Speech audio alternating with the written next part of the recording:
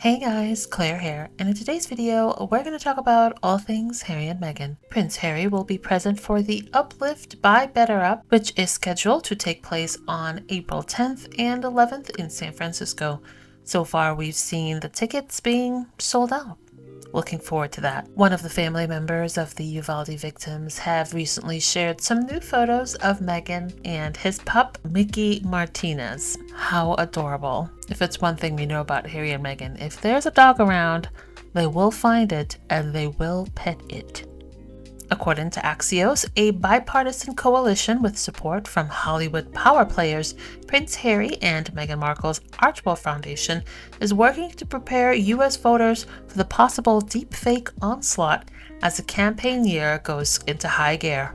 This is a very interesting read, so if you're interested, please check it out. I'll try to leave the link in the description section below. It's a really good read. And especially in this day and age where there is so much misinformation on social media, the rise of AI, this is very important work. And it's really good to see Archewell being very consistent in its stand and not just giving empty platitudes, but really getting in there and working with organizations to make a difference. The latest Netflix show, Scoop, is out, and unsurprising to me, but maybe surprising to others, you've seen the palace and the press sort of rally behind the Duke of York. There was an article in the Mirror saying that King Charles is being stubborn by refusing not to ditch his brother. We've also learned that the files on his controversial role as Britain's trade envoy has gone missing, disappeared. What a mess. And not only that, there was an unbelievably comical hot take from Liz Jones of the Daily Mail in which she expressed sympathy for Andy. Like I said, it's not surprising.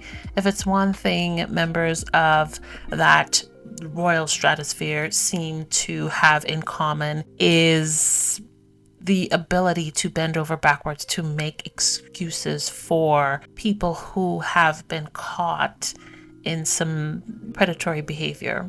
So, this tracks. Meanwhile, we see Andrew horseback riding and having a blast with his friends all around Windsor Estate to the point where he almost hit a dog. You can't make this up. Meanwhile, the very same people who go to bat for Andrew are incensed at Meghan reading stories to sick children in a hospital in an entirely different continent. Crazy.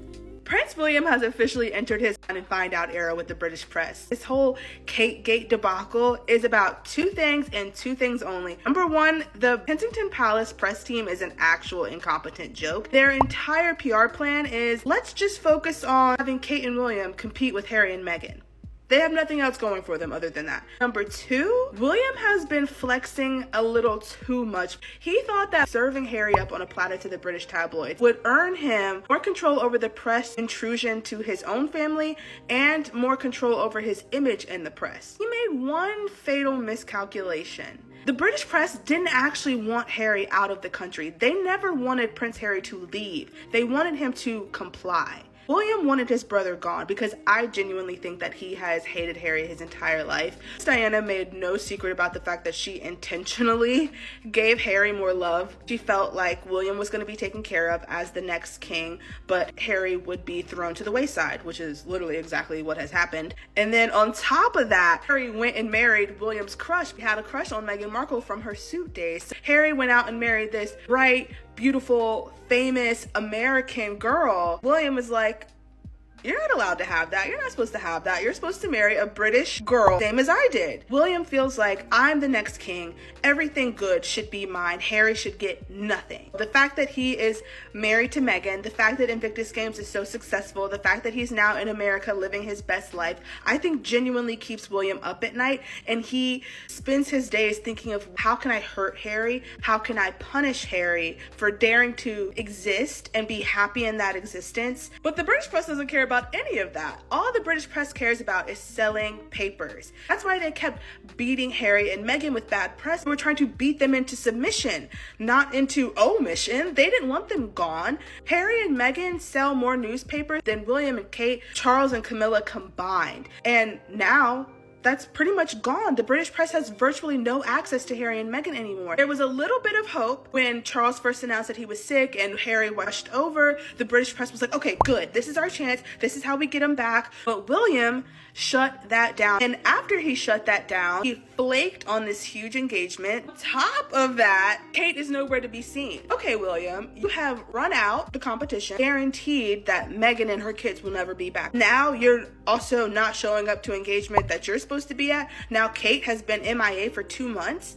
Oh, no. That's not how this works. They call it a gilded cage for a reason. It's gilded, yes, but it is a cage. And the British press are the keepers of the key. Harry and Meghan didn't want to play the game. They weren't going to play the game. Well, really, Meghan didn't want to play the game. Harry actually did play the game for his whole life, and then Meghan was like, we ain't doing that. And so Harry was like, okay, period, we ain't doing that. William felt like if he gave up Harry to the press, then that would give him more power with the press. The opposite happened, because now they have so much dirt on William. Instead of being in control of the press, he is now indebted to them, which is why Kate had to do that super obvious PR drive with her mom. Why they released that idiotically photoshopped picture with the 3 kids, because that's what they have to do. They have to offer themselves up to the press. They have to offer their kids up to the press. Everything we're seeing now, every scandal, every bad headline, all of this is the press reminding Kate and William,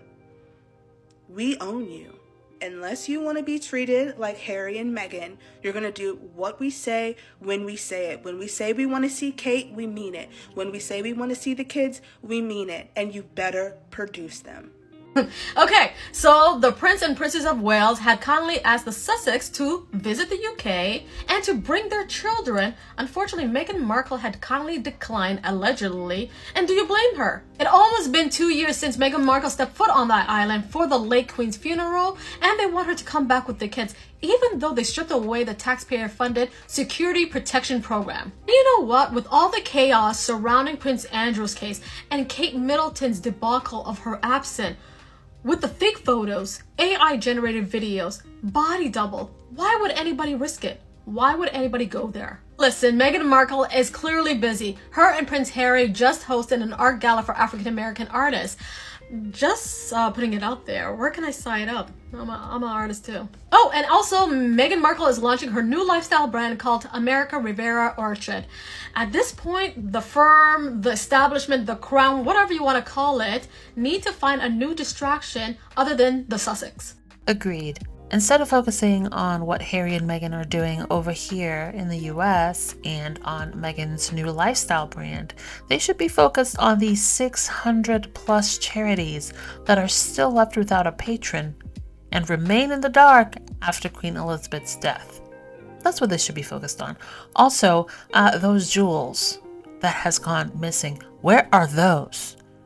We read about William being concerned about Meghan's wedding ring. Why don't you focus on the missing jewels? The missing jewels who were last seen on Kate and Camilla. Go focus on that. I'll tell you something about the UK, which you see every single day, but this whole royal family situation is making more visible.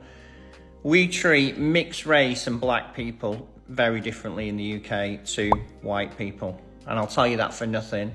The amount of hate all over X, Twitter, TikTok about words of comfort coming from Meghan and Harry, it's just incredible.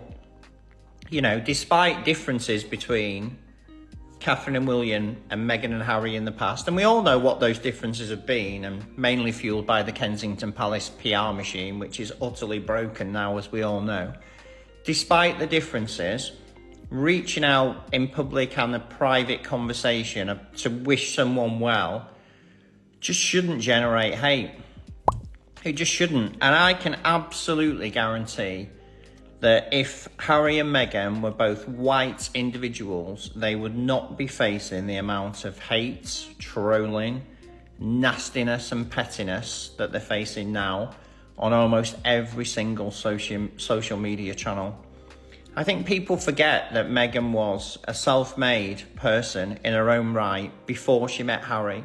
She had a career, a blog, she was a millionaire in her own right. Self-made, brought herself up, using her own skills, her own time and her own money to achieve some great things. Since she met Harry, she's gone on to do even more good things. Some of them supported by Harry, some of them not. She's invested her own money in a cold coffee drinks firm. Smart move, Meghan. I think she's made some other investments as well, which we have no right to know about, but it's her own money that she's investing into other companies, mainly run by women. Good on you. She's also supported Harry hugely with the Invictus Games. She's also done a heck of a lot for charity, completely unpaid, and she has been an advocate for human rights all across the globe ever since she hit the media. I mean, come on, guys, what is not to like? She's also incredibly beautiful, but that's last on the list because you don't want to objectify women. We need to start treating black and mixed race people, whether they are in high society or not, the same as everybody else. Agreed.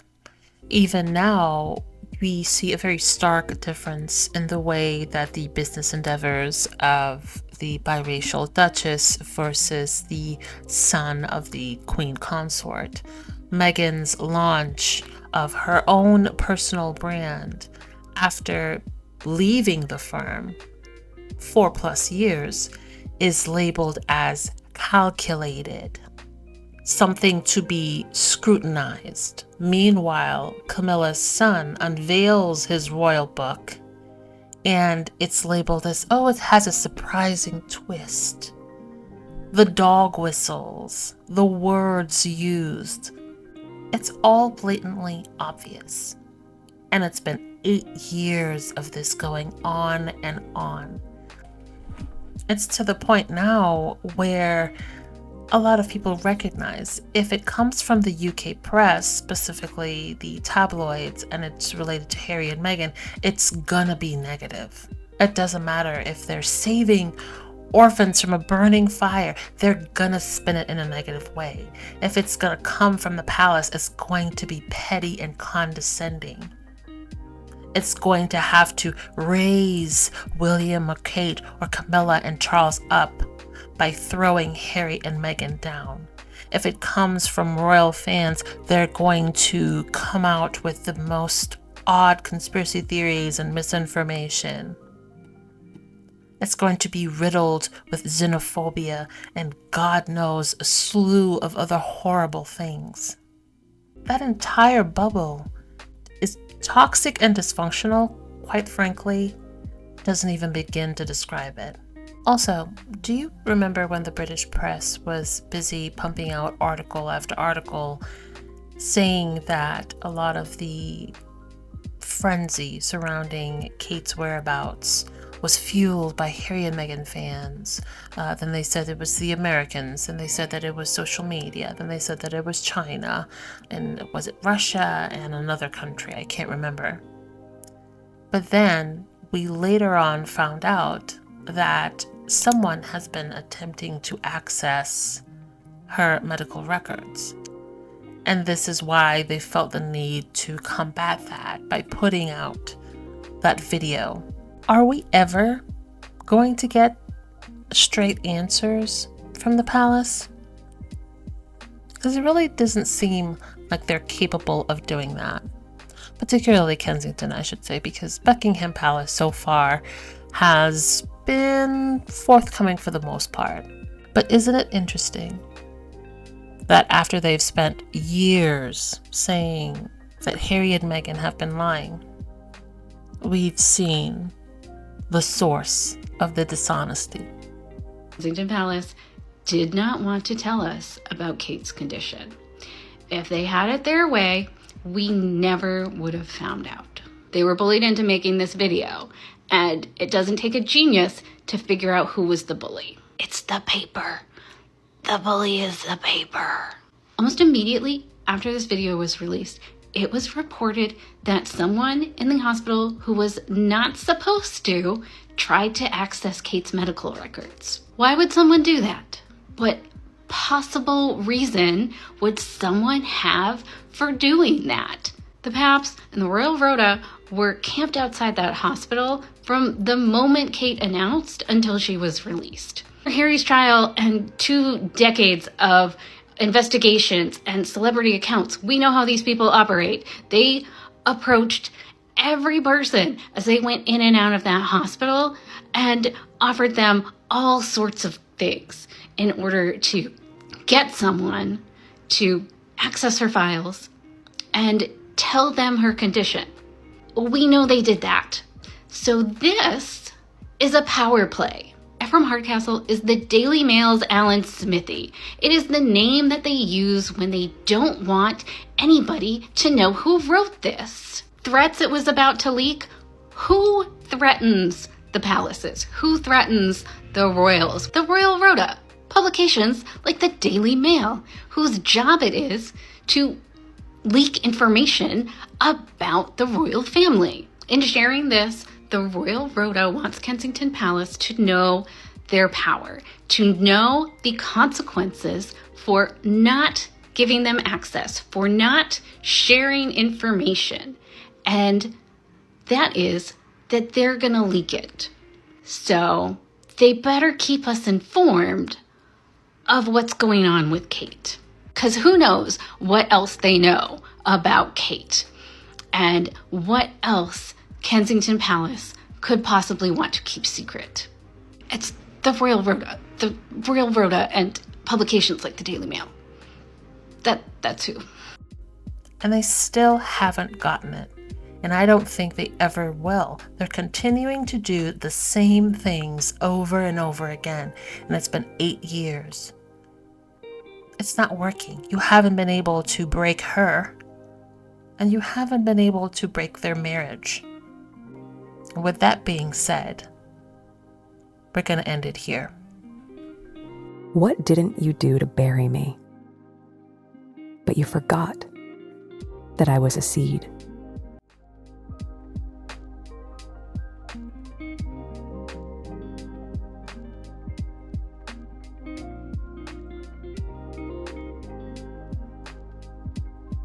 Thanks for watching. Don't forget to like and subscribe. Also, hit that notification bell.